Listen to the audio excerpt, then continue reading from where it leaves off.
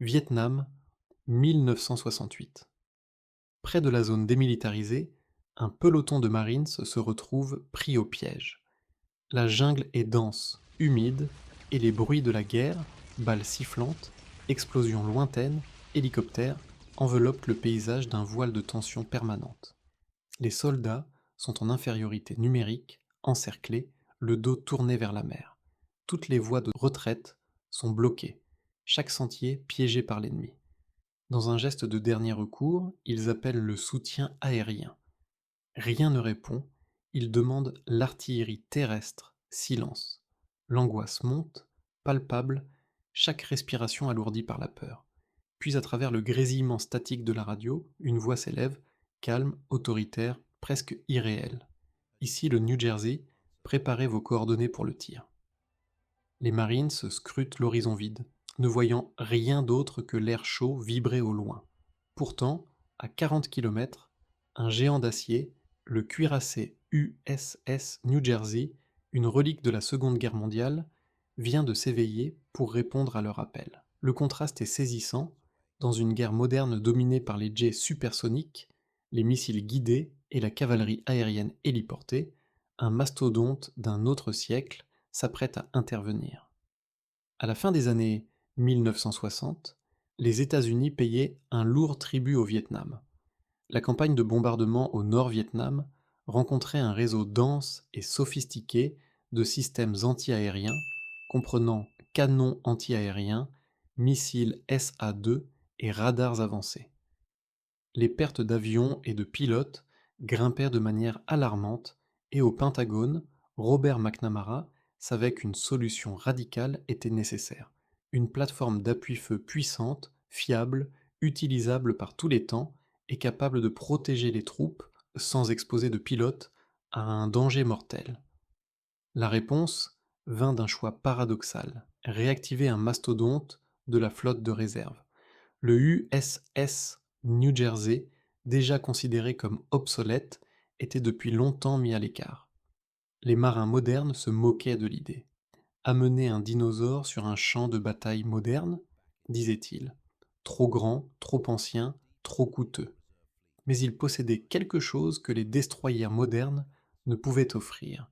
Une ceinture de blindage de près de 50 cm d'acier et 9 canons principaux de 406 mm, chacun capable de tirer des obus perforants d'1,2 tonnes à près de 40 km. Après un processus de modernisation accéléré, le cuirassé fut remis en service en avril 1968, devenant le seul cuirassé actif au monde, un paradoxe vivant. Un gladiateur de la Seconde Guerre mondiale, armé de canons colossaux, prêt à intervenir dans une guerre de guérilla moderne. Avant tout, pour soutenir la chaîne, abonne-toi, mets un like et booste la vidéo si tu as la possibilité de le faire, ça m'aide beaucoup à me développer. En septembre 1968, le New Jersey arrive sur la ligne de tir. Sa mission, devenir la forteresse flottante la plus puissante du monde.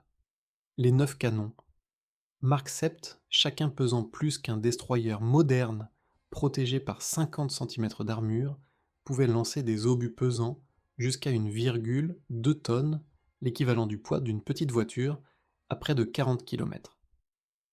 Les projectiles atteignaient des vitesses supersoniques, leur trajectoire culminant à 3 fois la hauteur de l'Everest avant de s'abattre sur la cible avec une force apocalyptique.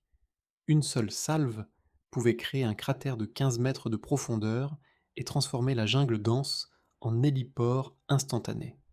Mais le New Jersey n'était pas seulement une machine de destruction massive, il était sensoriellement écrasant. Tiré de nuit, le flash des canons transformait l'obscurité en un jour aveuglant. L'onde de choc traversait l'océan avec une force capable de vous faire manquer votre respiration si vous étiez trop près. Mais pour les soldats au sol, le plus terrifiant était le son des obus fendant l'air. À cause de leur vitesse supersonique, l'impact arrivait avant le bruit, créant un rugissement strident et déchirant l'air. Les vétérans décrivent non ce phénomène comme un train de fret ou un camion lancé à pleine vitesse juste à côté d'eux.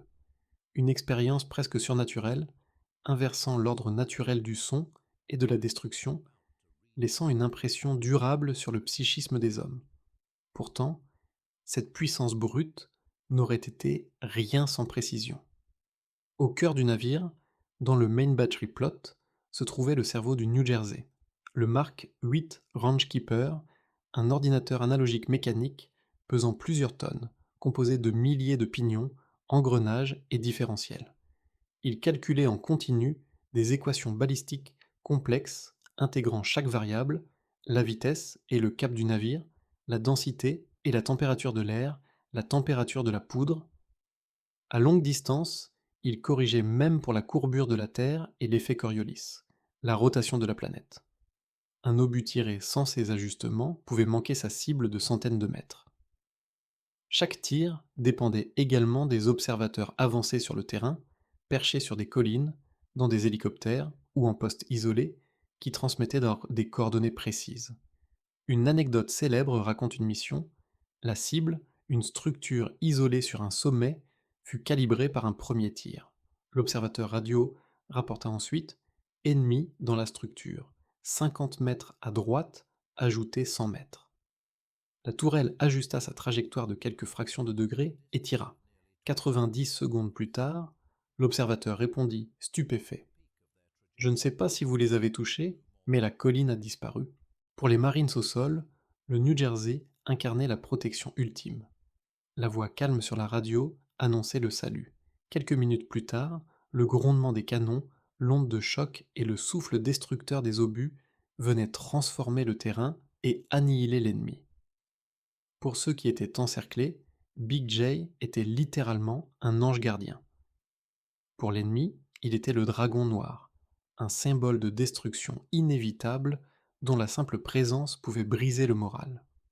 Durant son intense service au Vietnam, de septembre 1968 à avril 1969, le New Jersey fonctionna presque sans interruption, tirant 5 688 obus de 406 mm et près de 15 000 obus de 127 mm, surpassant la quantité totale de munitions tirées pendant la Seconde Guerre mondiale et la guerre de Corée combinée. Chaque tir était un événement sensoriel, une démonstration terrifiante de puissance mécanique et de coordination humaine qui changeait le visage du champ de bataille. Au cœur du New Jersey, dans la salle du Main Battery Plot, se trouvait ce qui pouvait être considéré comme le cerveau du cuirassé. Le Mark 8 Rangekeeper, un ordinateur mécanique analogique pesant plusieurs tonnes, fait de milliers de pignons, engrenages et différentiels. Il résolvait en continu des équations balistiques d'une complexité extrême prenant en compte des dizaines de variables simultanément. La vitesse et le cap du navire, la densité et la température de l'air, l'humidité, la pression atmosphérique, mais aussi la température de la poudre propulsive de chaque obus étaient mesurés et intégrés en permanence dans le calcul. Et à longue portée, il fallait même corriger pour la courbure de la Terre et l'effet Coriolis, la rotation de notre planète. Sans ces ajustements, un tir pouvait manquer sa cible de plusieurs centaines de mètres avec des conséquences catastrophiques pour les troupes au sol. Mais la machine, aussi perfectionnée soit-elle, dépendait de l'œil humain sur le terrain. Les observateurs avancés, souvent perchés sur des collines isolées, dans des hélicoptères ou même derrière des arbres de la jungle, localisaient les positions ennemies et transmettaient leurs coordonnées avec précision. Une anecdote raconte une mission où la cible se trouvait à plus de 20 km, une simple structure sur un sommet. Le premier tir servit à calibrer le canon. L'observateur radio retourna ces informations. L'ennemi vient d'entrer dans la structure. Déplacé de 50 mètres à droite, ajouté 100 mètres. Les techniciens, dans le Main Battery Plot, recalculèrent en une fraction de seconde et la tourelle principale ajusta sa rotation d'à peine quelques degrés avant de tirer. 90 secondes plus tard, le retour radio de l'observateur était stupéfait. Je ne sais pas si vous les avez touchés, mais le sommet a disparu. Cette combinaison de puissance brute et de précision chirurgicale permettait de remodeler le terrain à volonté depuis l'horizon en une démonstration presque surnaturelle d'ingénierie et de coordination humaine. Sur le terrain, pour les Marines encerclés, le New Jersey incarnait un ange gardien. Lorsque les unités étaient prises au piège, dépassées en nombre et menacées d'anéantissement, entendre la voix calme à la radio, ici le New Jersey, signifiait l'arrivée imminente de la protection. Quelques minutes plus tard, le rugissement des obus traversant l'air, l'onde de choc et le souffle destructeur secouaient à la terre, réduisant les positions ennemies en un enfer instantané. Les soldats surnommaient affectueusement le navire Big J, et pour eux, il était la voix de Dieu délivrant le salut par le feu. Pour l'ennemi, en revanche, le New Jersey était le dragon noir, la terreur incarnée.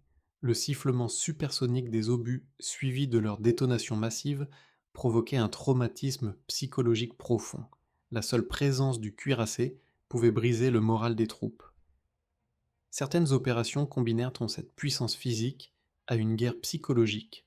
Après un bombardement, des tracts étaient largués, annonçant aux soldats ennemis qu'ils venaient d'être touchés par le cuirassé le plus puissant au monde et qu'une nouvelle salve suivrait s'ils ne se rendaient pas dans les 10 minutes.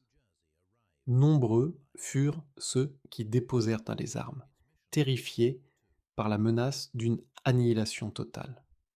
Durant son intense service au Vietnam, de septembre 1968 à avril 1969, le New Jersey fonctionna presque sans interruption. Il tira 5688 obus de 406 mm et près de 15 000 obus de 127 mm, un volume de munitions supérieur à celui tiré par le cuirassé durant la Seconde Guerre mondiale et la guerre de Corée combinée. Cette démonstration de puissance apocalyptique venait à un coût colossal. Chaque tir, chaque maintenance, chaque mission exigeait des équipes spécialisées et une logistique extrêmement lourde. Les coûts d'exploitation étaient astronomiques et le cuirassé demeura un atout tactique mais limité géographiquement, dans un conflit où la guerre aérienne et la guérilla jouaient un rôle central. Finalement, en décembre 1969, face à des réformes budgétaires et à une réorientation stratégique sous l'administration Nixon, le New Jersey fut désarmé pour la deuxième fois, et le tonnerre de ses canons retomba sur la mer de Chine méridionale. Pourtant, l'impact humain et psychologique de ces missions était indéniable. Même si, stratégiquement, il ne changea pas le cours final de la guerre, tactiquement et humainement, il sauva d'innombrables vies et marqua les esprits par sa démonstration de puissance et de précision. Ce fut la dernière victoire de l'ère des canons sur celle des missiles. La preuve qu'en dépit des avancées technologiques, la force brute, exacte et terrifiante, avait encore sa place sur le champ de bataille. Le New Jersey arriva au Vietnam comme un vestige obsolète et en repartit comme une légende, une incarnation du courage humain et de l'ingénierie mécanique maximale.